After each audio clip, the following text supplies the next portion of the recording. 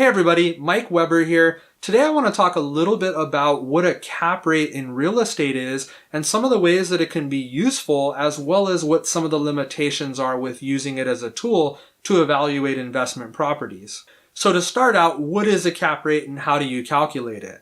Well, a cap rate is essentially a measure of what the net return is on a property compared to its purchase price or its value.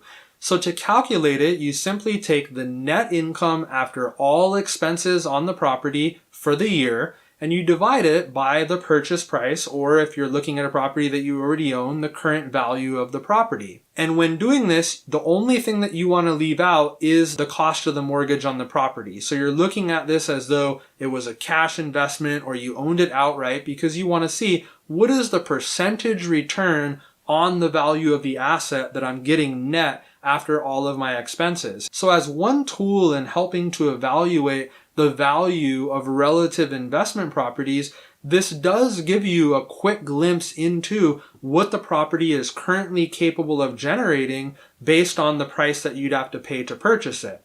Now, there are some serious limitations with using a cap rate as a guide, and let me share some of them with you. First of all, oftentimes the agent that lists a property doesn't actually know how to calculate the cap rate, and they tend to, in many cases, overstate what the actual cap rate is on a property. Oftentimes, also, a seller won't share all of the expenses, which will ultimately lead to a cap rate looking higher than it actually is.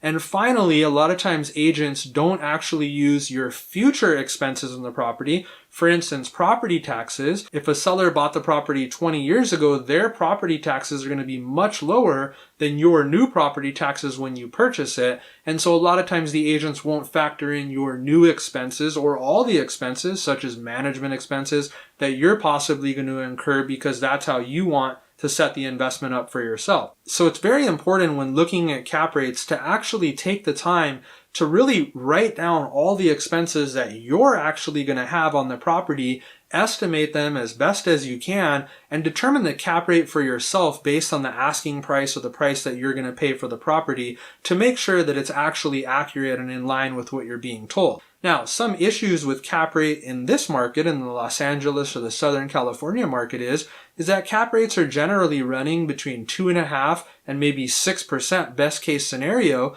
but the cost of money right now is above 5% in most cases, which means if you need to borrow, say, 75% of the purchase price of the property, and you pay an interest rate of 5.5% on that money, but the property is only earning you a 3% cap rate or return on the value of the property, you're essentially going to be negative and losing money every month. So a wonderful use for cap rates is if you're going to buy a property that's maybe a value add scenario, where, say, for instance, you're going to be able to add $1,000 a month, so $12,000 a year onto the rents because of improvements that you do, you're going to actually be able to use that same market cap rate, let's say 5% in this case, to figure out how much value you will have created in the property. And so for $12,000 in additional annual income, assuming there's no additional expenses as a result of that income, essentially by dividing it by the 5% market cap rate, you've increased the value of the building $240,000, which is very substantial. So a cap rate can be very useful as long as you're looking at the facts and the accurate figures of what the cap rate really is going to be when you purchase the property.